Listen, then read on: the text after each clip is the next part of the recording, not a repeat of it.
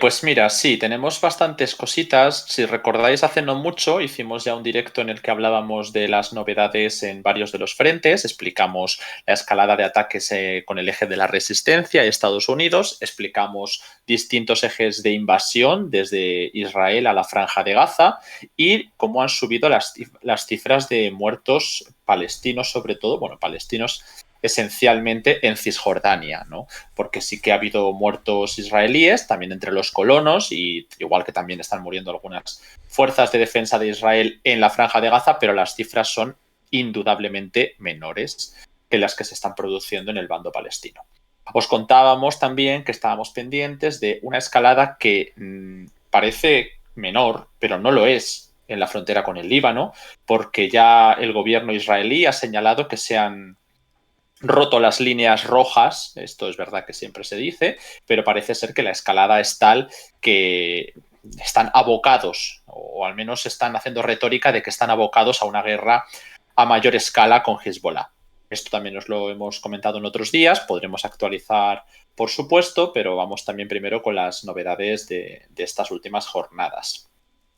Y me parece que también hablamos un poco sobre esa escalada retórica dentro del gobierno israelí. Pues hoy, además de tocar estos temas y actualizarlos todos, quiero repasar lo que no nos dio tiempo, que es sobre todo el aspecto diplomático del conflicto, que por supuesto sigue escalando con unas repercusiones, bueno, que igual que pasa con la cuestión bélica va poco a poco empeorando, salvo en la Franja de Gaza, que es donde empeora de manera masiva, pero en el resto pues va a un ritmo en el que sigue yendo cada vez más a peor, pero no en las dimensiones como para que haya una guerra a gran escala, ni un corte de relaciones a gran escala, ¿no? del sector diplomático. Entonces esto es a grandes rasgos un poco todos los temas que traemos para hoy. Pero podemos ir profundizando en cada uno de ellos o respondiendo preguntas según vosotros vayáis pidiéndonos. Sí. No, no, sigue, sigue. Pues, vale, genial. Bueno, pues vamos a comenzar entonces con la cuestión de Gaza. No sé si podemos poner el mapa de la otra vez, si no, pues me pongo con otra cosa primero, ¿La que cobertura es te el mapa que refieres? tenemos Sí. interactivo en nuestra cobertura de la página web, que ya sabéis es gratuito para todo el mundo, podéis acceder y no solamente ver el mapa en sí, que ya es interesante, sino que podéis pinchar, por eso lo llamamos interactivo, podéis ampliar, podéis ver información casi en tiempo real porque lo actualizamos a diario y veréis que los principales cambios son de esa brecha que os comentaba que todavía quedaba abierta, un pequeño parche de conexión del centro de la ciudad de Gaza con el puerto del mar Mediterráneo, ¿no? La última zona costera que quedaba bajo control del gobierno de Gaza. Ya sabéis, un gobierno no reconocido en el que tiene presencia Hamas, el grupo islamista. Vale, ¿por qué es importante lo que estoy comentando? Porque esa zona es en la que se situaba el hospital de Al-Shifa, que es uno de los más importantes de toda Gaza, de toda la franja de Gaza. Ahora tenemos en pantalla, me parece, los Sí, mapas. estaba. Ahora, Vale, ahora justo hemos entrado con el otro. vale, genial. Para que podáis ver un poco dónde se sitúan las zonas de las que hablo. Justo en la zona costera central, donde vemos ese corte de las capas del mapa, es donde se sitúa ese hospital Al-Shifa, el más grande de toda la franja de Gaza y en el que Israel lleva varios días diciendo que se situaría uno de los cuarteles más importantes de Hamas. De hecho, es llamativo porque después hemos visto algunos comentarios de oficiales reportados por periodistas diciendo que, bueno, sabían que no había rehenes en el hospital, que aún así lo han asaltado porque consideraban que era una demostración, ¿no? de ese poder que tienen para realizar las campañas en la Franja de Gaza y de hecho en muchas de las circunstancias de ataque que estamos viendo en la Franja de Gaza Norte se está viendo cómo Israel luego reconoce por otros canales que no eran objetivos militares estratégicos y que el objetivo pasa por la destrucción de infraestructura civil porque primero considera colaboracionistas a los civiles y segundo porque de alguna manera está dando a entender que pueden y deben mostrar estas represalias por los ataques cometidos por Hamás, ¿no? Y que esto tiene unas consecuencias y que la presencia de Hamás en la Franja de Gaza se debe contestar con este tipo de ataques. De hecho, en los reportes, creo que también hay prensa turca, que ya sabéis que los turcos están bastante enfrentados con los israelíes ahora mismo a nivel retórico, están hablando, por ejemplo, de fuentes israelíes como Israeli Army Radio, diciendo que no habría ningún indicio de que algunos rehenes estuvieran en el hospital de Al-Shifa. Y aún así se ha asaltado, se han buscado túneles durante toda la jornada, parece que tampoco habrían sido encontrados, y se ha montado como una historia diciendo que sí que era una de las zonas principales de esas oficinas o de esos cuarteles generales de Hamás, ya no uno de los cuarteles menores, como se dice habitualmente, que están utilizando hospitales para enmascarar infraestructura militar, sino en este caso que es el cuartel principal. Vale, bueno, pues esta situación es importante porque ya llevan viéndose ataques contra hospitales que habían dejado inutilizados a la mayoría de ellos. Me parece que salvo un hospital, todos estaban pues fuera de funcionamiento, y que esto también estaba causando bajas. Por ejemplo, se hablaba mucho de los bebés de Israel, pero en este caso hay una serie de hospitales que al cortarles la electricidad con el bloqueo, las incubadoras quedaban inservibles, ¿no? Y por la cuestión de la natalidad, pues ha habido muchas bajas entre menores de edad y bebés, ¿no? Esto es algo que ha ido ampliándose con el paso de los días y parece que además las cifras que siempre os acordáis que explicábamos, el gobierno, el Ministerio de Sanidad de Gaza daba no sé cuántas cifras de muertos. Bueno, estas cifras os explicamos que no es que vengan de Hamás, vienen de infraestructuras de los hospitales, y esos hospitales a nivel de funcionariado pues son trasladadas al público a través de ese Ministerio de Sanidad. Por supuesto, luego el control de Hamás a nivel político pues también está ahí, no solo a nivel armado. Pero al estar estos hospitales fuera de control, fuera de servicios, sin capacidades, parece que se están dejando de dar todas las cifras de los fallecidos. Por lo tanto, esas cifras, que algunos ya nos señaláis en el chat, si se trata ya de 11.000, la cuestión es que podrían empezar a estar infraestimadas y que a partir de ahora quizá las cifras puedan ser mayores de las que se están reportando. Pero bueno, como decimos, hasta ahora teníamos unas cifras que eran parcialmente fiables porque hasta Israel las compraba. Israel decía que eran verídicas, pero señalando que, vale, son 10.000, 11.000, los que sean, pero que no son civiles, que son terroristas. Entonces, esas cifras eran más o menos fiables, pero parece que vamos a un escenario más como en la guerra de Ucrania, que no os podíamos dar cifras. En la guerra de Ucrania no podíamos, y de hecho a día de hoy seguimos sin dar cifras, porque es imposible, ¿no? Ningún bando reconoce sus pérdidas y las que dan del otro son, pues, imaginativas en el mejor de los casos. Entonces, bueno, pues todavía no lo sabemos. Estamos hablando también de una cincuentena ya de muertos israelíes, también se supone que hay más, pero es algo que, de nuevo, pues no lo podemos comprobar. Y os iríamos informando según vayan llegando más noticias.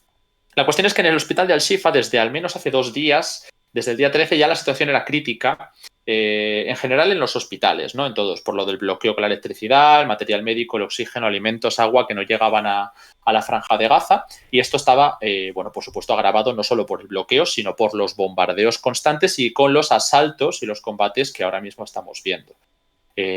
Bueno, pues el objetivo se supone que era esa red de túneles. Os lo traíamos, pero por ahora no hay ninguna noticia más. Y luego, además, está la otra noticia que os señalamos en el título del directo de hoy, y es que ya no solamente es infraestructura civil porque se utilice como cuartel de Hamás, estamos hablando ya de asaltos generalizados a infraestructura política, ¿no? Que también es, al final, un gobierno civil, pero a la armada, evidentemente, en las milicias, en este caso Al-Qassam, pero por supuesto también las milicias Al-Quds y otras milicias importantes de la Franja de Gaza están muy vinculadas con ese poder. Se ha asaltado, por lo tanto, la Casa Presidencial, si no me equivoco, pero lo último de lo que hemos tenido noticias, y es una de las cosas más llamativas de la jornada, ha sido el Parlamento de Gaza. No solamente os traíamos el otro día la noticia de que había sido tomado y veíamos banderas de, me parece que eran... no sé si la Brigada Golani, pero uno de los grupos israelíes más importantes del ejército. Y ahora mismo tenemos esa noticia que hemos publicado hoy en redes sociales y en todas partes de que ha sido demolido por el ejército israelí.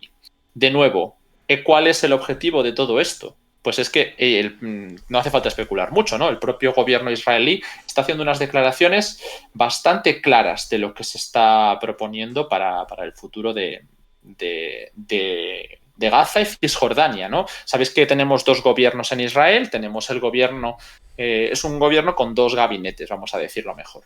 El gabinete de seguridad, compuesto por los ministros previos a la guerra, y el gabinete de guerra con el gobierno de concentración, en el que han incluido a sectores opositores importantes. Bueno, pues los del gabinete de seguridad siguen enfrascados en destinar recursos a Cisjordania, apelan por una anexión aún mayor, por una limpieza étnica aún mayor, y es que dicen casi estas palabras, ahora lo explicaremos, y también apelan por unos cambios en esos parches de los que os hablábamos en el sistema de Bantustanes, ¿no? Que ellos lo llaman las distintas zonas del grupo de sectores de ciudades de los acuerdos de Oslo, en el cual se impida a los palestinos pues una movilidad en cualquiera de sus formas entre esos parches. Bueno, en cualquier caso hay un sector, como digo, el de seguridad, que quiere seguir destinando recursos a Cisjordania. Pero este nuevo gabinete, así como los ministros más radicalizados, de los cuales os hemos hablado también muchas veces,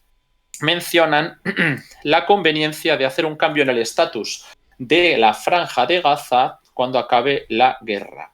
La Franja de Gaza, según algunos de estos ministros, por ejemplo, tengo aquí declaraciones del ministro de Seguridad Nacional, Itamar Ben-Gvir, diciendo que, para que quede claro, no solo hay que eliminar a Hamás, hay que eliminar a todos los que los apoyan, a los que cantan, a los que regalan golosinas, dice, porque son todos terroristas, ¿no? Los que están vinculados en general a la defensa de los palestinos de Gaza, porque no está hablando solo de Hamás, sino de los palestinos de Gaza.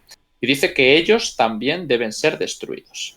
Entonces, ahí vemos que hay un objetivo mayor, y estas declaraciones son de esta semana, que no es la eliminación de Hamás. Por eso, cuando se está demoliendo el Parlamento de Gaza o cuando se están impulsando a millones de personas a desplazarse hacia el sur de la Franja de Gaza, de esa línea azul que veis en pantalla, lo que se está proponiendo es un desplazamiento étnico, un futuro en el cual Israel pueda reconstruir el norte de la Franja de Gaza, pues algunos ministros plantean, con asentamientos judíos, como se está haciendo en Cisjordania, volver a un periodo de ocupación, que es el que había hace unas décadas, antes de que se abandonara la franja y que jamás tomara el poder. Entonces se plantea prácticamente una limpieza étnica que permita continuar la anexión de territorio. Porque en Cisjordania ha funcionado, ha sido un éxito la política de limpieza étnica. Es verdad que todavía tienen importantes porcentajes de población palestina, hay 3 millones de personas, pero bueno, pues en la Franja de Gaza se han dado varias estrategias. Primero, decir que marchen al sur para poder hacer esa limpieza en el norte. Por lo tanto, la gente que se quedó al norte son colaboracionistas de Hamás y deben ser destruidos, según esta retórica. Pero al mismo tiempo, estos días se han dado ataques en Han Yunis. Han Yunis es la ciudad más importante que hay en el sur de la Franja de Gaza. Por lo tanto, ya no se trata solo del sur de la Franja de Gaza, es que se está dando ataques en la zona a la que se dijo a la gente que evacuara. Y además, durante estas últimas horas hemos visto, cosa que yo ahora mismo no sé si está comprobado, entonces lo vamos a dejar con pinzas, que se estaría también dando avisos de evacuación al este de Han Yunis. Si esto es así, significa, o significaría, lo quiero poner en condicional para que no haya problemas, que Israel pretendería tomar o cambiar la proporción étnica también en Han Yunis. De modo que después del norte de la Franja de Gaza podría, por supuesto, darse una invasión terrestre del sur de la Franja de Gaza. Al mismo tiempo, se está hablando con que, bueno, pues otros países tienen que hacerse cargo de esos palestinos que sean refugiados. Aquí también entra en juego una doble retórica. Por un lado, los países que están apoyando a los palestinos tienen el deber moral de acogerles, ¿no? Según Israel, que se marchen los palestinos no implica que no tengan luego derecho al retorno. Ellos mencionaron principalmente a Jordania y a Egipto. ya hemos hablado varias veces de que se quiso hacer imponer la carga de la cuestión humanitaria a estos dos países que tienen sus respectivos problemas, principalmente Egipto, que es el vecino de la Franja de Gaza, tiene una serie de problemas internos muy grandes y que no tiene ninguna intención de acoger a 2 millones de personas en el Sinaí, que tiene sus complicaciones. Sí, los que me preguntáis por la zona del mapa, nosotros estamos hablando de todo lo que está al norte de esta línea azul, que es nuestro mapa interactivo, es la ciudad de Gaza, ¿no? Todo lo de naranja es la franja de Gaza. Pues lo que hay al norte de la ciudad azul es la ciudad de Gaza. Está rodeado por otra franja de color azul, que es el territorio que controla Israel desde que invadió la franja de Gaza. No sé, Edu, pero si podemos ampliar un poco, Sí. Reducir el tamaño para que se vea Han Yunis, que está al sur de la franja de Gaza y que es la otra ciudad a la que me refiero. Se supone que esa línea azul es lo que el gobierno israelí señaló de al sur de esa franja se pueden desplazar los palestinos y estarán a salvo, entre comillas. Bueno, se han dado muchos ataques en Han Yunis y además ahora se estaría dando, como digo, en condicional, un aviso de evacuación para esa zona, para que los palestinos se marchen de ahí también y se puede hacer un desplazamiento étnico. Luego está Rafah, que la veis en el mapa también, que es el paso fronterizo con Egipto. ¿Vale? Pues si hay alguna duda, recordad que este mapa es interactivo, gratuito y que todos podéis acceder en nuestra web y, bueno, pues cotillar vosotros los detalles, las ciudades y lo que necesitéis, que a lo mejor ahora pues es un poco más lío, ¿vale? Pero por eso hablaba de Egipto, que es un país que en su momento ya dijo que no podía asumir 2 millones de refugiados y que tampoco quería por el coste que esto tenía y que supondría la guerra con Israel. Bueno, ahora mismo, si ya los países del eje de la resistencia están ofreciendo resistencias para entrar en guerra con Israel de manera masiva, aunque se da la escalada constante, pero lenta, y Egipto es uno de los países que no está en disposición ahora mismo de entrar en guerra con Israel, pero ha marcado su línea roja. Entonces se está buscando otros países que se puedan hacer cargo. Y es curioso porque el último país del que se ha hablado ha sido el Reino Unido, porque precisamente han hablado con el ministro principal de Escocia, Hamza Yusuf, que creo que era de ascendencia pakistaní, si no me equivoco, pero bueno, puedo equivocarme. El ministro principal de Escocia habría mostrado en el pasado su apoyo a acoger refugiados, su disposición, y ahora Israel estaría intentando aprovechar para proponer que se envíe a los palestinos de Gaza a Escocia. En general hay diversas propuestas, un poco, bueno, pues según el ministro con el que entremos en declaraciones, se escuchan unas cosas u otras. Y, por ejemplo, aquí tenemos algunas declaraciones del ministro de Agricultura y que está hablando en prensa israelí y dice sobre el éxodo de Gaza y sobre dónde tienen que ir estos palestinos. La situación es una nakba, es la nakba de Gaza. Es decir, ya se dio esa salida, ese éxodo forzado de palestinos cuando se constituye el Estado de Israel y ahora se estaría hablando de la salida de los palestinos de la Franja de Gaza. Dicen, desde el punto de vista operativo, no hay forma de llevar a cabo una guerra en la forma en la que las fuerzas de defensa de Israel quieren llevarla, dentro de los territorios de Gaza, mientras las masas estén aún entre los tanques y los soldados. Es decir, para poder llevar a cabo una operación militar de invasión como la que quiere llevar a cabo Israel, necesitan el desplazamiento de la población gazatí. Es una cosa evidente sobre que el objetivo pasa por una limpieza étnica. Pueden vender que es temporal, pero nadie está garantizando el derecho al retorno. Y de hecho, habiendo leyes en las cuales si los palestinos abandonan el territorio pueden perder las propiedades, parece garantizado que lo que no hay es derecho al retorno. Pero bueno, esto por supuesto pues requiere un análisis más profundo. Al mismo tiempo, Benjamin Netanyahu, el propio primer ministro, que parece ser que es el que intenta controlar a algunos de los ministros más radicales, es decir, que yo entiendo que Benjamin Netanyahu parece un perfil bastante radical, porque ya lo es, pero hay gente más radical que él, es decir, que unos existan no significa que el otro pase a ser moderado, eso por supuesto, pero es el que a veces está controlando a los ministros que quieren una invasión completa del Líbano, por ejemplo, ¿no? O de Cisjordania. él mismo ha dicho que Israel debe mantener el control militar de la Franja de Gaza cuando acabe la guerra, pero que algunos asuntos pueden ser manejados por una autoridad civil local y que esta no debe ser la Autoridad Nacional Palestina. Esto es muy interesante porque nos está diciendo varias cosas. Lo primero, cuando se acabe la guerra, Israel permanecerá en la Franja de Gaza. Ese es el cambio al que se referían con lo de que va a ser una guerra que cambie la realidad en el terreno por años, décadas y generaciones. Entonces, eso nos está indicando ya un cambio de statu quo, un cambio de paradigma en Gaza. Lo segundo que nos está diciendo con esta información es que, aunque Israel tenga presencia, podrá haber una autoridad civil. Esto significa un poco lo que ocurre en Cisjordania. Efectivamente, que lo comentáis en el chat, los acuerdos de Oslo permiten que haya zonas como la zona B y zonas como Hebrón, por ejemplo, una de las ciudades más importantes, que están divididas, que hay un control civil por de asuntos del día a día, pero que la presencia militar de Israel está garantizada o compartida, dependiendo de qué zona estemos hablando. Sobre todo zona C, que es totalmente controlada por Israel, y zona B, donde se da esta situación de compartición. Parece que, por lo tanto, quisieran convertir la Franja de Gaza, o al menos partes de ella, partes importantes de ella, por lo menos la ciudad de Gaza, en una zona B de Cisjordania. Esto es una de las segundas pistas que nos da el primer ministro, por lo tanto la figura más autorizada ahora mismo, más que los ministros que a veces van eso, por su propio interés sobre si quieren operaciones en una zona o en otra. Y la tercera cuestión importante que vemos aquí, que a mí me parece muy interesante, es que dice que no debe ser la autoridad palestina.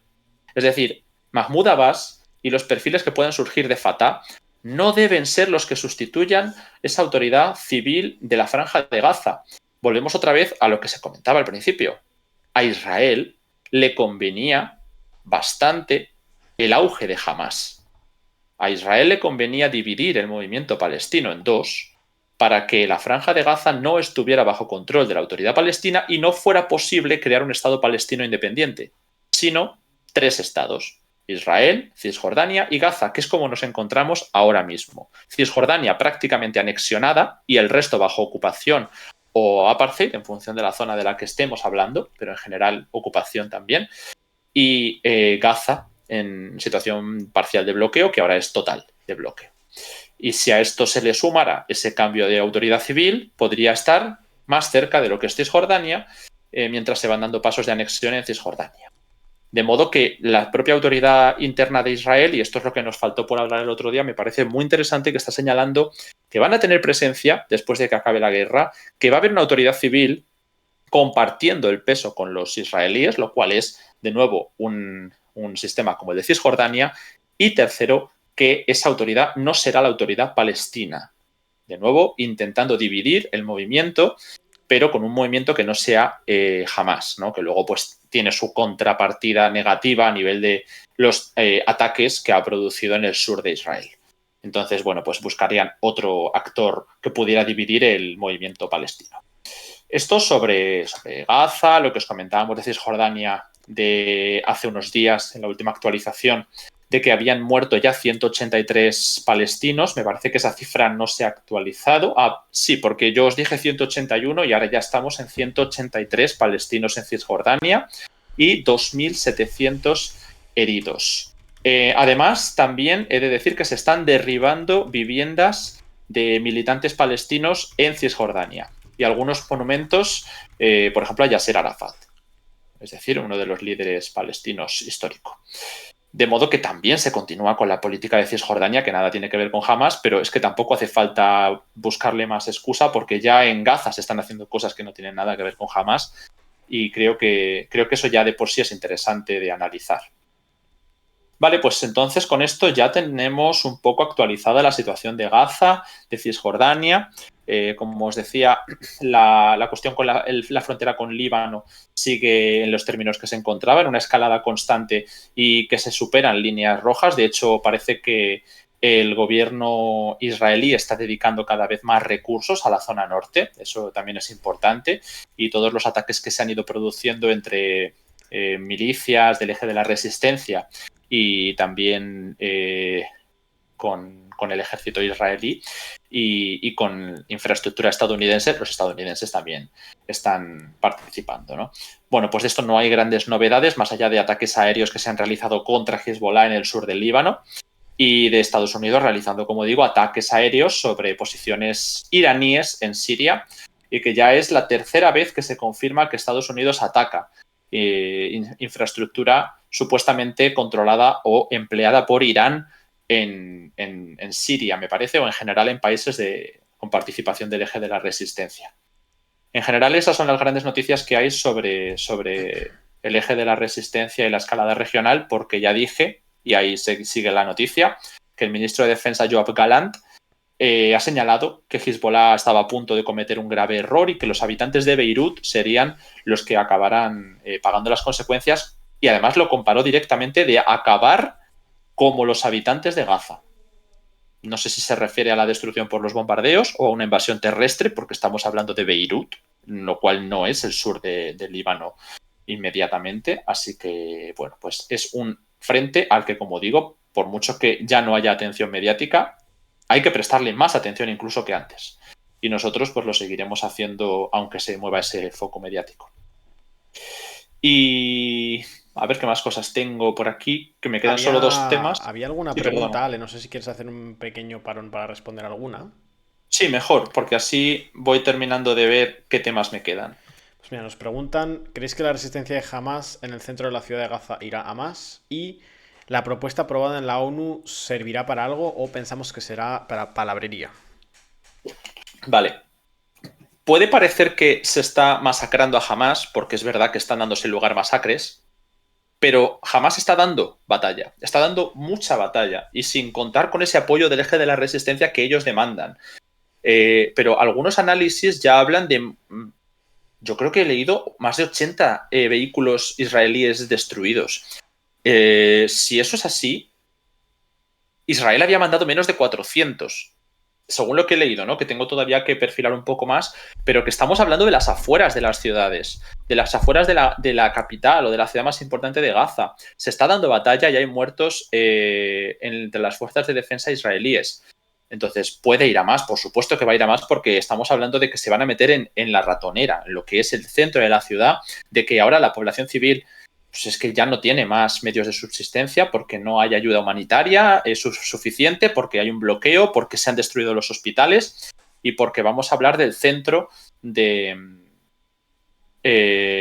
centro de la ciudad. Si encuentro la fuente, por lo que preguntéis en el chat, os la compartiremos, ¿vale? Por eso entended que no lo hemos publicado todavía, porque son reportes, ¿vale?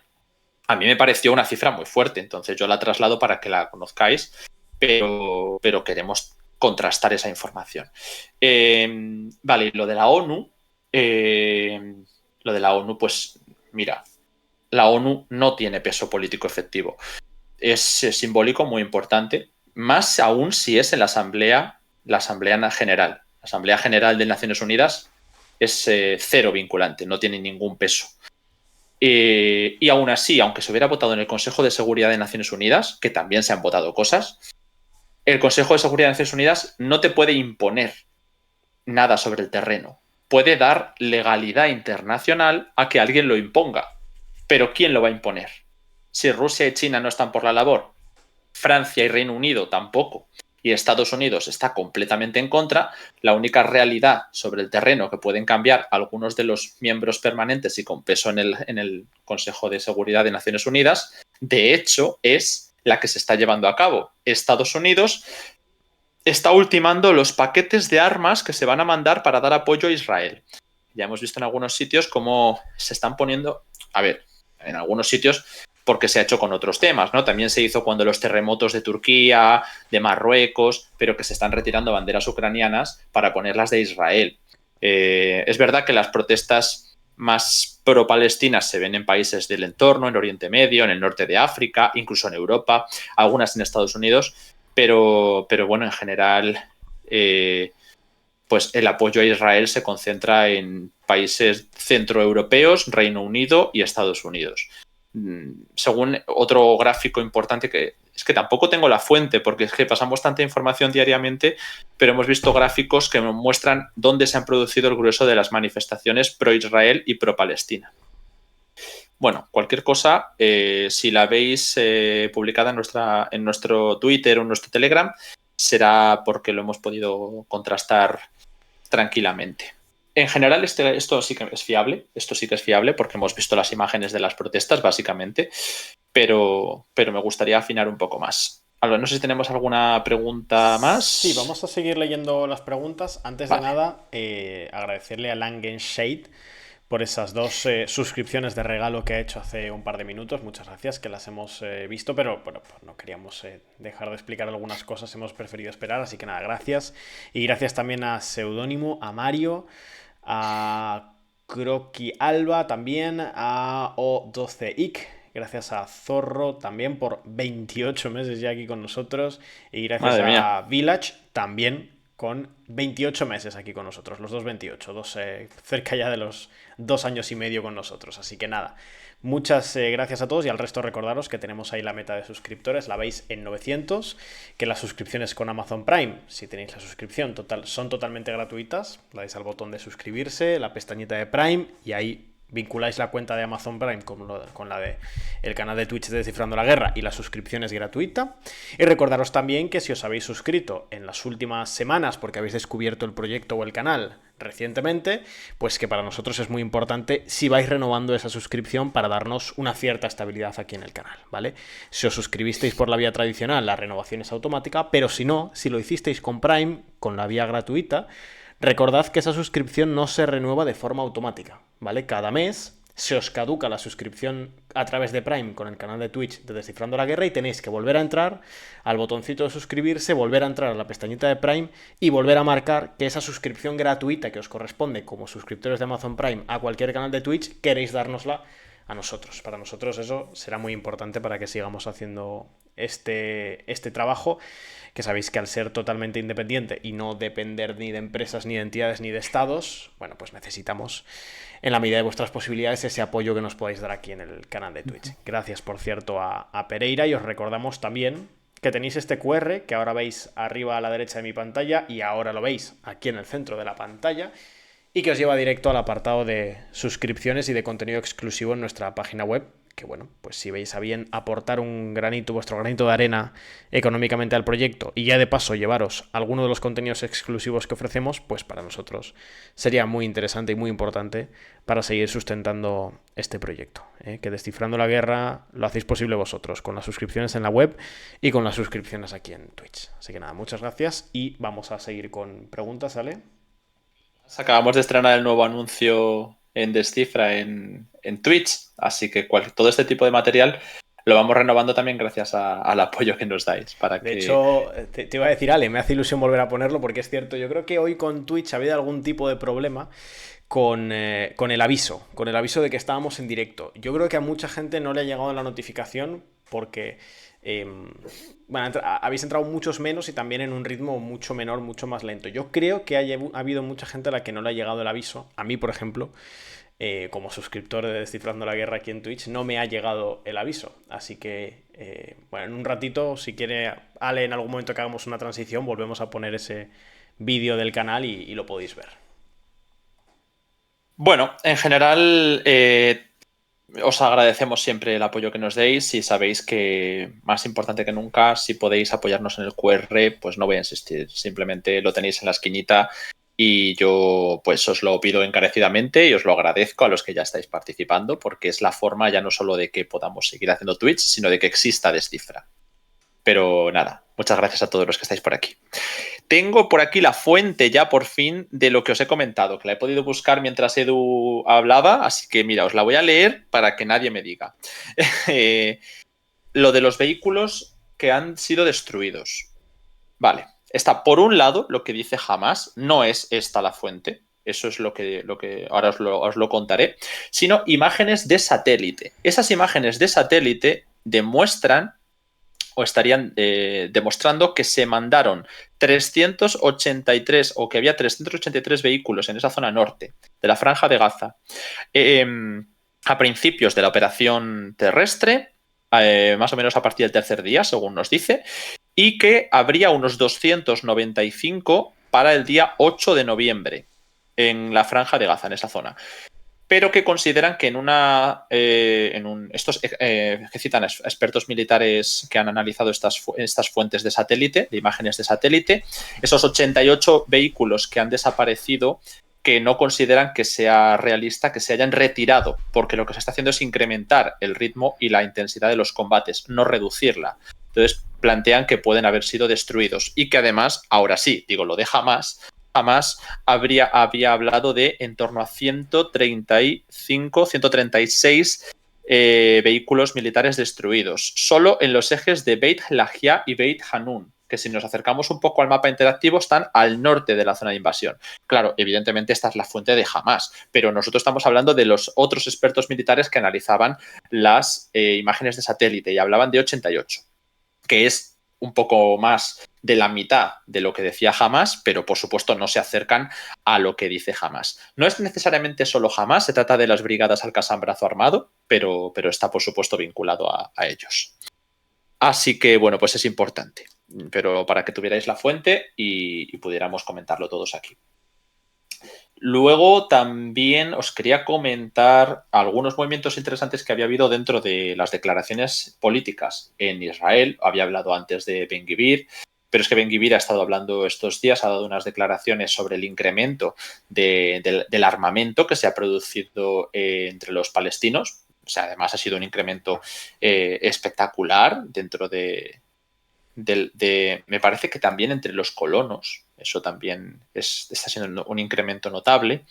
Y también ha hablado sobre las condiciones que se están imponiendo en las celdas de los prisioneros. Esto es importante porque lo comentábamos en un artículo, creo que era de nuestro compañero Ángel, en el que se explicaba todo este tipo de tratos y de la forma de vida que hay de los prisioneros palestinos. Yo ese artículo os lo recomiendo encarecidamente y no sé si lo tenemos en abierto o en exclusivo, no estoy seguro, pero es bastante interesante todo lo que cuenta. Además de que ya reconocieron que el hacinamiento de los palestinos en las prisiones era uno de los objetivos de esa política, por el cual se les estaba retirando incluso los colchones de las celdas, para que puedan caber más palestinos detenidos. Ya sabéis que en cuanto se les retiró el permiso a los miles y miles de palestinos que trabajaban en Israel, se detuvo a miles por estar indocumentados, porque se les había retirado el permiso de trabajo. Y así con tantas cosas, ¿no? También ha ocurrido con gente de Gaza y de Cisjordania.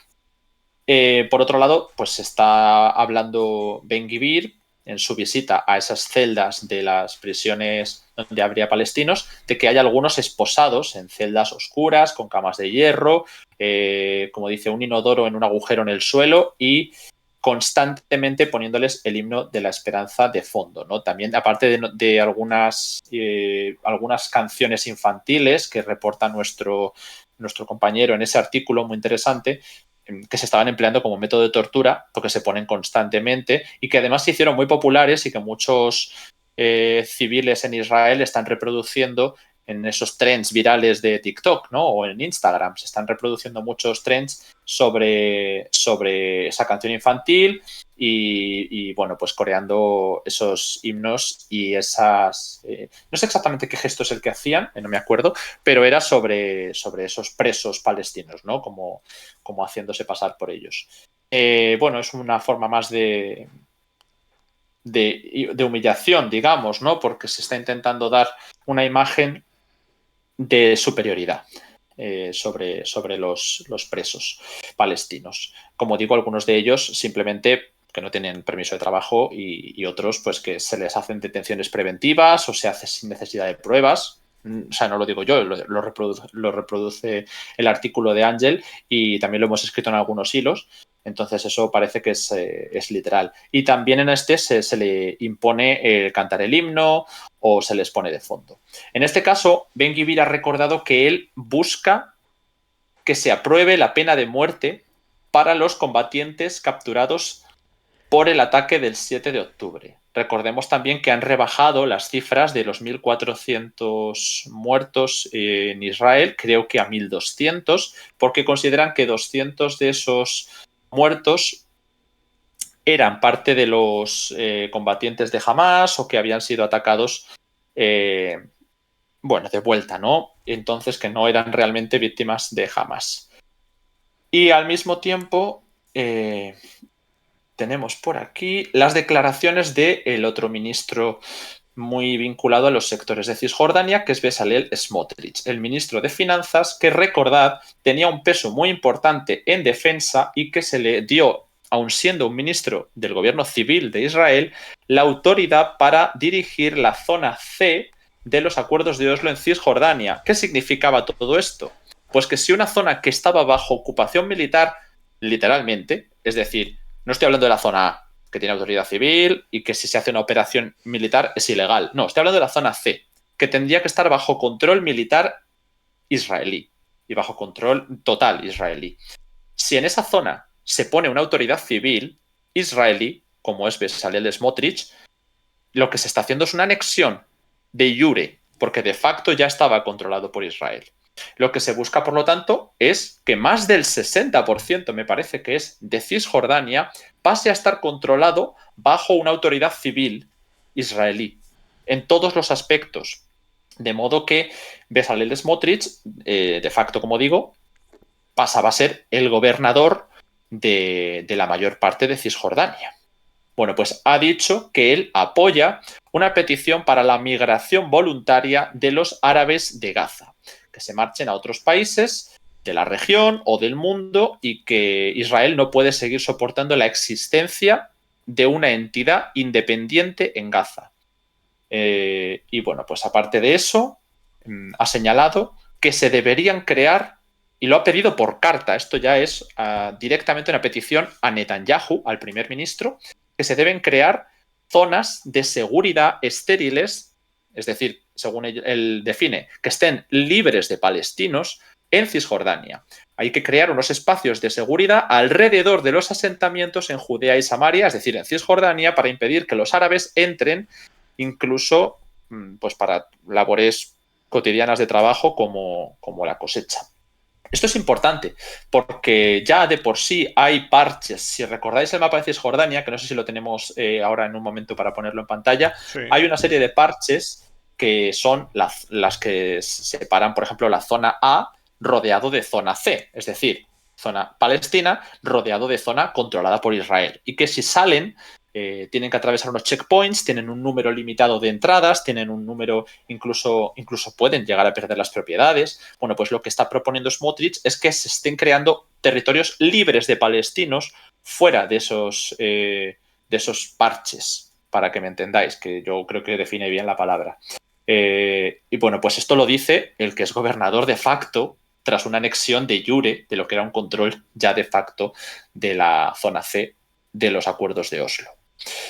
Bueno, pues claro, con todo esto nos llega la cuestión diplomática, que ya el otro día, antes de irme con eso, perdonadme, anticipé algunos comentarios más, porque yo he leído ahora 3 comentarios, el de Netanyahu, el de Ben-Gvir y el de Smotrich, y también el del ministro de Agricultura, 4. Pero el otro día ya hablé de que se estaba considerando a algunos periodistas y por supuesto a los civiles, pero algunos periodistas con nombre y apellido, ¿no? del medio de comunicación que son parte de Hamas o cómplices de los crímenes y del terrorismo por haber tenido conocimiento del ataque que se iba a producir y bueno, pues que también algunos podían ser objetivo de ello. Israel ya había matado a más de 30 periodistas en ataques aéreos hace 4 o 5 días, era esta cifra. Esta semana, vaya. Y el representante de Israel en la ONU dijo que es que estos periodistas, estos fotoperiodistas, serían añadidos a la lista de miembros de Hamas que serían eliminados por el ataque del 7 de octubre.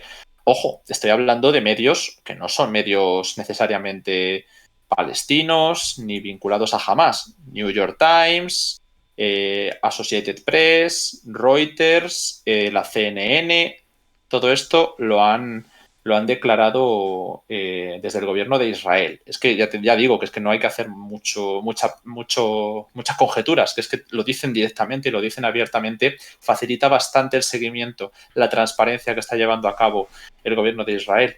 Y bueno, pues podríamos seguir con este tema durante mucho tiempo, pero me dice por el pinganillo que a ver si podemos pasar a otros asuntos. Y por supuesto quiero hablar de la cuestión diplomática para dejar cerrado todo el análisis que teníamos de estos días. ¿Vale? Os habíamos hablado durante estas semanas, ya desde principios de noviembre, de la escalada que se había dado con países como Bolivia, que había decidido cortar sus relaciones con Israel, pero que tenía más que ver con un retorno al periodo de Morales, de Evo Morales, porque al final fue Yanine Áñez la que después del golpe de Estado anunció el establecimiento de las relaciones diplomáticas con Israel y después pues Luis Arce ha esperado hasta este momento, además en su conflicto interno con Morales, para romper las relaciones con Israel. Luego, pues Israel dio una condena muy, muy contundente. Colombia y España tuvieron algunos problemas con las embajadas de sus respectivos países, de Israel en sus respectivos países. Y nos encontrábamos con la declaración del Parlamento de Bahrein, muy importante, que también hablábamos a principios de mes, porque era uno de los países firmantes de los acuerdos de Abraham, es decir, uno de los grandes éxitos vendidos por la administración Trump para la reconciliación de los países árabes e Israel. Y Bahrein es uno de los más vinculados a Emiratos Árabes en ese sentido. Bueno, hay quien considera que está más vinculado a la política de Arabia Saudí. Yo personalmente lo veo más vinculado a la política que está llevando a cabo Emiratos Árabes, pero esto es una apreciación mía. Y bueno, que no se trataría de una expulsión, sino que se ha retirado al embajador, que se han interrumpido relaciones económicas, que el embajador de Israel habría abandonado el país. Después llegaron otros países, Honduras anunció que llamaba a consultas al embajador en Israel, es decir, al final retiras al embajador que tienes en el país, en Israel, y en muchas ocasiones va vinculado con que el embajador israelí se marche de tu país. Pero en este caso fue el paso dado por Honduras. Turquía empezó a llamar a consultas también a su embajador en Tel Aviv y hemos visto declaraciones de hoy de que Erdogan ha calificado de Estado terrorista a Israel y ha dicho que Benjamin Netanyahu está acabado. Así, literalmente, ¿no? O sea, también es verdad que Erdogan ha llevado a cabo unas declaraciones muy incendiarias, muy vinculadas a una falta de acción sobre el terreno, porque Turquía no ha roto las relaciones diplomáticas con Israel. Turquía las normalizó hace muy poco, después de una crisis, es decir, ni siquiera era como algunos países árabes. Turquía tiene importantes vínculos con ambos, ¿no? Por supuesto, con Palestina lleva teniendo esa retórica muy fuerte desde el auge del islamismo en su país y sobre todo gracias al vínculo de Hamás con Qatar y que también había en Turquía miembros de Hamás, pero en general yo no veo que esto se traslade luego todavía sobre el terreno a una ruptura de ningún tipo con Israel. Después hemos hablado también de Chad, que también llamó a consultas a su embajador en Israel. Sudáfrica decidió retirar su embajador en Israel y además condenó los bombardeos llamándolo genocidio, que es algo que también habíamos escuchado de Gustavo Petro, como digo.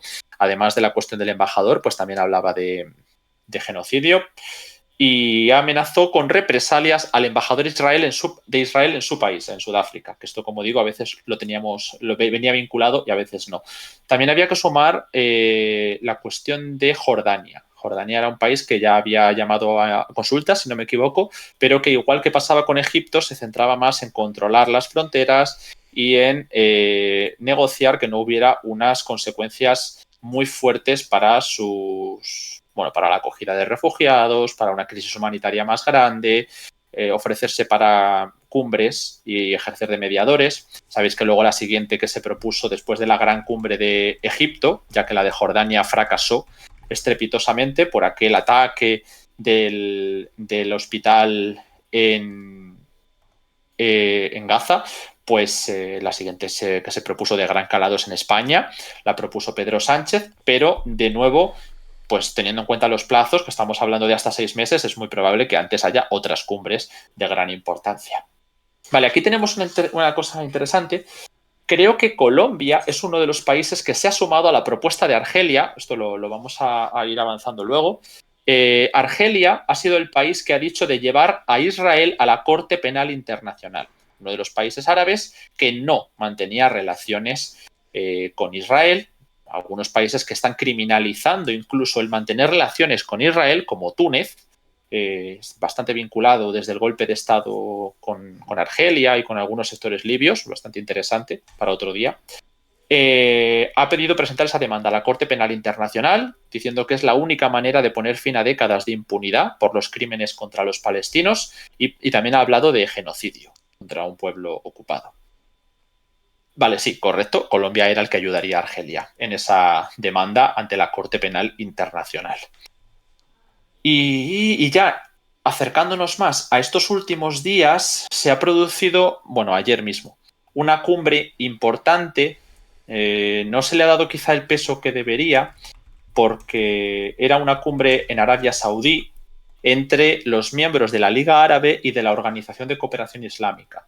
Son distintos grupos, pero pueden estar vinculados, ¿no? Lo digo porque no todos los países islámicos o musulmanes son árabes, evidentemente. Entonces aquí se podía configurar una cumbre en la que estuvieran presentes varios de esos miembros. ¿Por qué digo esto? Porque ya no solo es importante la imagen de Bashar al-Assad acudiendo a una cumbre de la Liga Árabe, sino que fue la primera visita de Ibrahim Raisi a Arabia Saudí, es decir, el presidente de Irán. El presidente de Irán ha acudido en persona y además es que la imagen es, bueno, es que es increíble, ¿no? Porque tienes al emir de Qatar con problemas con muchísimos de sus antiguos socios, a Erdogan, que Erdogan tampoco es un país árabe, está en esta cumbre junto con Mahmoud Abbas, Ibrahim Raisi, está el rey de Jordania, me parece, Abdel Fattah al-Sisi, y veo por aquí también a Bashar al-Assad, como os comentaba, y algunos países africanos también de etnia no árabe, pero de religión musulmana, con lo cual es una cumbre muy importante. Así es como se hace una cumbre importante, ¿no? La de Egipto o la de Arabia Saudí, no como la de Jordania, que no era nada. Y por eso digo que lo de la cumbre de España, pues se puede poner toda la pompa que se quiera, pero se hace importante haciéndola importante. Parece una obviedad, pero no lo es. Y bueno, pues es importante también porque hablaron de una solución de 2 estados con la frontera de 1967, que es algo que muchos de los socios pues ya consideraban una demanda histórica, pero que no todos ellos necesariamente por las relaciones que tienen con Israel o que puedan llegar a tener con Israel, pues habían planteado de esta manera tan clara, ¿no? Estamos hablando de fronteras del 67, no estamos hablando de las fronteras de los acuerdos de Oslo. Y bueno, pues hay más cosas sobre este tema, pero si a alguien le interesa lo podemos comentar, pero por no enrollarme demasiado e ir terminando, tenemos por aquí una decena de embajadores en Francia, de algunos países de Oriente Medio y el Magreb, como consecuencia también de este movimiento de los países en origen, han lanzado una crítica en un comunicado conjunto, me parece que ha sido conjunto, lo publicó Le Figaro, a la posición pro-israelí que estaba teniendo Emmanuel Macron. Y también desde país se han dado algunas declaraciones intentando mediar, pero por ahora no ha tenido mucha relevancia. Y la última noticia ha sido la ruptura de relaciones diplomáticas desde Belice, que ha sido el último país americano además después de Bolivia, porque me parece que es el único país que lo ha hecho realmente, Bolivia. El resto han sido llamar a consultas, ¿no? Tanto Honduras como los otros países del mundo islámico y Colombia, que han llamado a consultas y han retirado embajadores. Pero Belice habría roto relaciones diplomáticas con Israel por los bombardeos indiscriminados que lleva a cabo en Gaza, por violar el derecho internacional humanitario y por no permitir el acceso sin obstáculos de suministros, es decir, por el bloqueo de Gaza. Bueno, se retira la acreditación de la embajadora en Belice, se suspenden las actividades de la embajada y se pone fin a la misión diplomática en el consulado en Israel. Así que eso es todo por el lado de la diplomacia. Yo creo que si hay alguna pregunta la podemos contestar ahora, porque Hay alguna. preguntan, Con por esto más o menos ejemplo, tenemos el repaso hecho. nos preguntan, por ejemplo, si las fronteras de C-67 tienen a Jerusalén de parte de Cisjordania o también partida por la mitad. Pues ahora mismo no sé exactamente cómo está el mapa de 1967, pero a mí me suena que Jerusalén está completa. Pero vamos, es que no sé decir. Muchos de ellos lo que sí que suelen pedir cuando se habla de esa solución de dos estados con la frontera de 1967 es que la capital indudablemente tiene que ser Jerusalén, pero algunos hablan de Jerusalén Este, ¿no? Entonces, pues, no sé si se refieren ahora mismo a todo o solo a Jerusalén. Por lo que yo veo, yo creo que está dividida, pero no es como es decir, las de 1947 es toda Jerusalén y las de 1993 es lo que hay ahora, que es prácticamente nada, ¿no? Unos barrios periféricos en el este, pero la del 67 creo que sí que es algo más amplia, no te sé decir con detalle. Preguntan también si las protestas en Estados Unidos y Europa han tenido algún efecto para detener los barcos con armas rumbo a Israel y Gaza. Pues no las protestas, pero sí que ha habido algunos. Ahora mismo no me acuerdo de las ciudades, están en nuestro hilo de Twitter, pero he visto que, claro, sobre todo estibadores y trabajadores de puertos y de transportes, me parece que en algún sitio de Países Bajos, en España también, creo que ha sido en Barcelona. En Barcelona se ha bloqueado el envío de armas. En Estados Unidos ha habido varios puertos que han bloqueado el envío de armas y en algunos sitios más. Las ciudades concretas, ya no me puedo acordar de todo, están en el hilo. Eso sí que está publicado en el hilo de Twitter. El que empieza con lo de Bahrein y acaba con lo de Belice, que he comentado ahora mismo, ahí debería estar. ¿Vale? Seguimos entonces. Bueno, vuelven a preguntarnos por el ataque al hospital Al-Shifa, que eso es algo que hemos comentado al principio, pero si quieres hacer un pequeño repaso, que habrá mucha gente que ha llegado ahora. Sí, ha sido la noticia más importante. Lo tenéis en el título. El ataque, bueno, la captura del hospital de Al-Shifa, el más importante de la franja de Gaza y que Israel considera que era uno de los cuarteles o el cuartel general de Hamas, pero luego pues no ha habido ninguna evidencia de que hubiera rehenes, ni túneles, ni ha habido ninguna infraestructura militar de Hamas que se haya visto. Que podía haber sido, quiero decir, ya hemos visto casos en los que hay infraestructura militar en infraestructura civil, pero en este caso no ha habido grandes evidencias. Y luego la otra noticia ha sido el derribo del Parlamento de Gaza, que como decís en el chat y lo tenéis en el título, pues son los dos temas que hemos tocado y que podéis ver en diferido. Sobre todo por ver en el mapa donde se encuentra, ¿no? Porque con eso ya está rodeada completamente la ciudad de Gaza y se cierra el acceso al mar. Aunque ya habían tomado el puerto, pero bueno.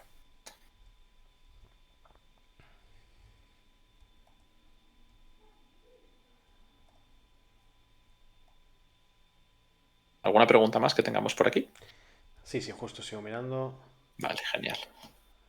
Nos siguen preguntando por las protestas, que hemos respondido hace nada, hace un par de minutos. Sí, o sea, las podría buscar, pero es que ahora mismo no tengo a mano el hilo. Pero está todo en el hilo, todas las protestas importantes. Eh,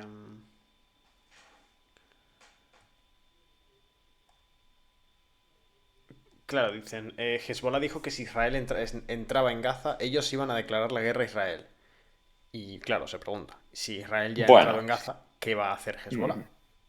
no. Hezbollah, igual que pasa con Hamas, Hamas, por un lado, dice que quiere la destrucción del Estado de Israel y tienes al líder de Hamas diciendo que ellos aceptarían la solución de dos estados, que es una cosa que no reconoce Hamas. Es decir, están dispuestos a negociar, están dispuestos a una paz de dos estados, a reconocer al Estado de Israel, a unas fronteras como las del 67 o como las de, yo no sé si las de los acuerdos de Oslo. Hay de todo. Hezbollah planteó que si se cruzaban líneas rojas, igual que otros grupos de la resistencia, del eje de resistencia, podrían entrar en guerra, podrían entrar en una gran escala con Israel, podrían ir a defender Palestina. Pero hay quien señaló que eso se refería a la entrada terrestre en Gaza y quien se refería a la participación de Estados Unidos. Claro, ahí había un cruce para anularse, ¿no? Doblemente. Estados Unidos no entraba si el eje de la resistencia no entraba. y el eje de la resistencia no entraba si Estados Unidos no entraba. Entonces intentaban evitar una escalada masiva. Sin embargo, la escalada se sigue dando. Israel está recibiendo una cantidad de ataques en el norte y está destinando una cantidad de recursos al norte que hacen prever que la escalada con Líbano, en este caso con Hezbollah, se va a producir. Pero no en la forma en la que se decía. No va a ser una escalada de lanzamos una guerra a gran escala contra Israel como la que habéis preguntado por el chat.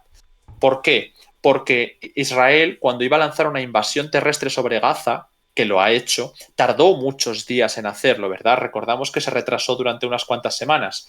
En ese tiempo se organizó para que hubiera una evacuación parcial de civiles hacia el sur y lanzar una invasión de manera más discreta, que es lo que le pidió Estados Unidos, que fuera con objetivos limitados, que pudiera llegar a ser quirúrgica, cosa que no está siendo en absoluto, está siendo una invasión bastante más destructiva, general e indiscriminada por los objetivos. Entonces, ¿por qué digo esto? Porque el hecho de que se diera una escalada mucho más gradual y mucho menos intensa en Gaza hace que Hezbollah haya rebajado un poco en la línea roja en la cual se situaba el si Israel invade, nosotros declaramos la guerra.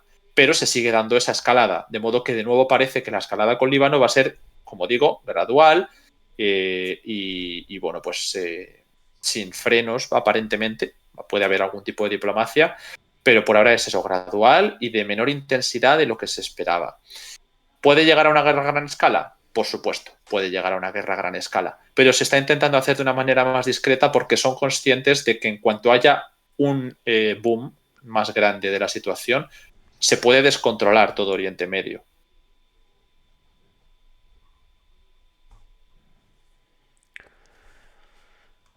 Vale, seguimos mirando aquí. ¿Qué creéis que intentaba Hamas con el ataque del 7 de octubre? Una pregunta más bueno, de genérica, ¿no? Bueno, a ver, esa pregunta se ha debatido mucho, ¿no? ¿Qué es lo que pretende Hamas? Primero, conseguir la hegemonía de la defensa de los palestinos en todo el territorio, no solo en Gaza, sino en Cisjordania. Colocarse a la vanguardia.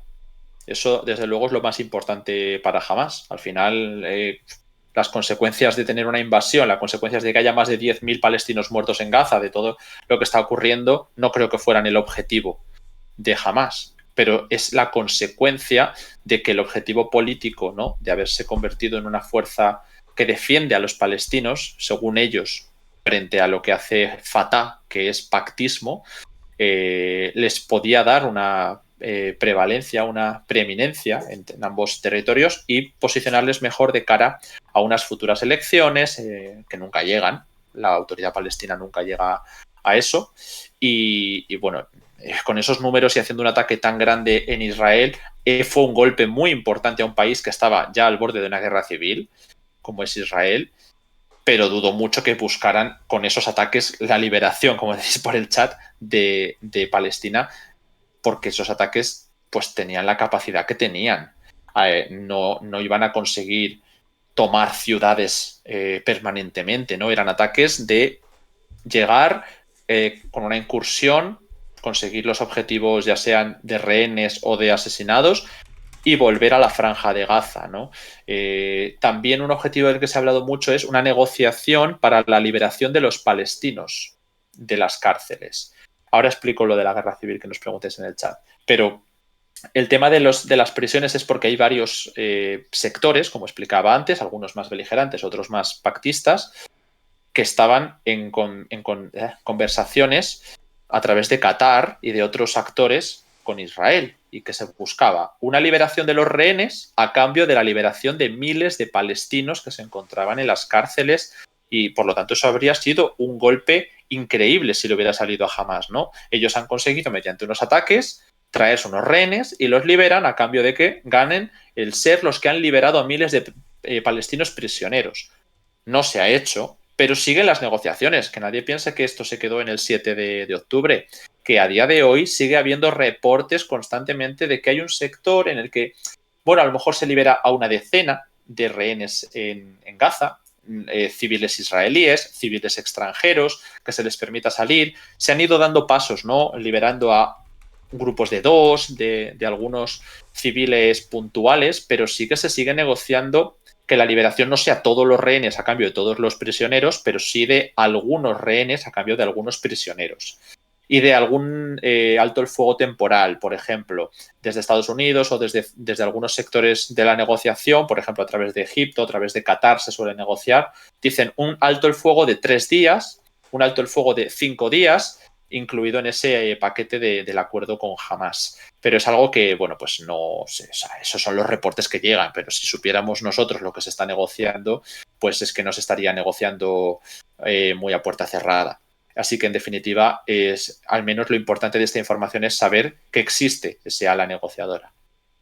Y lo de la guerra civil, lo digo, no son declaraciones mías, no me estoy inventando yo que estuviera al borde de una guerra civil. El presidente de Israel señalaba antes del mes de mayo, me parece que fue, mes de junio de este año, que el país se encontraba al borde de una guerra civil porque hubo esas protestas masivas de sectores tanto trabajadores como empresarios, como de fuerzas de seguridad, fuerzas de inteligencia, del Mossad, que estarían detrás de esas grandes protestas. Luego filtraron los papeles del Pentágono, que lo tenéis en nuestros artículos en la página web, la serie de artículos de los papeles del Pentágono y las filtraciones del Pentágono, que estaban detrás de la campaña frente a Benjamin Netanyahu, que a su vez buscaba, apoyándose en los sectores más supremacistas judíos por un lado, extrema derecha, etcétera, una legislación judicial que les pusiera al Parlamento por encima de algunos órganos judiciales, que garantizara una inmunidad para Netanyahu, y decían algunos sectores liberales de Tel Aviv que esto convertiría a Israel en una dictadura, en un régimen autoritario o bueno, que acabaría con eso de la democracia que llamaban en Oriente Medio, ¿no? Que es lo que se solía decir. Entonces, esto lo decían entonces. ¿Qué pasó? Que se pospuso la reforma judicial, se relajaron un poco esas tensiones y con esta crisis actual se han metido algunos de esos sectores liberales en el gabinete de guerra, evitando que haya un conflicto a gran escala, por dos focos principales.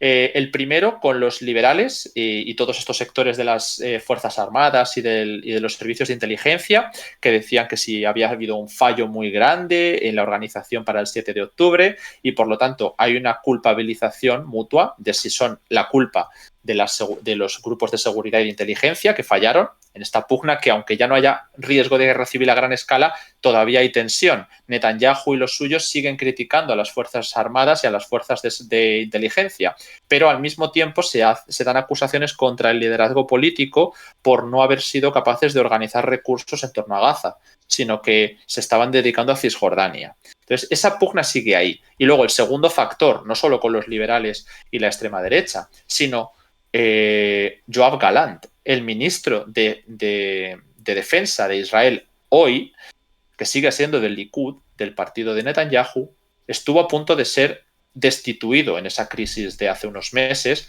De hecho, se intentó destituir a Galant y finalmente pues no pudo ser por una complicación interna dentro de la crisis política que hubo entre los judicial, parlamentaria, los acuerdos de gobierno. Galant siguió en su puesto y, aun siendo del partido de Netanyahu, estaba enfrentado a Netanyahu. Estaba enfrentado sobre todo a los sectores de extrema derecha de los socios. Por eso ahora en este gabinete de guerra no están los socios de Netanyahu más radicales, ¿vale? Por eso hablábamos de riesgo de guerra civil. No sé si ha quedado claro, pero si es así, pues creo que con esto más o menos cerramos.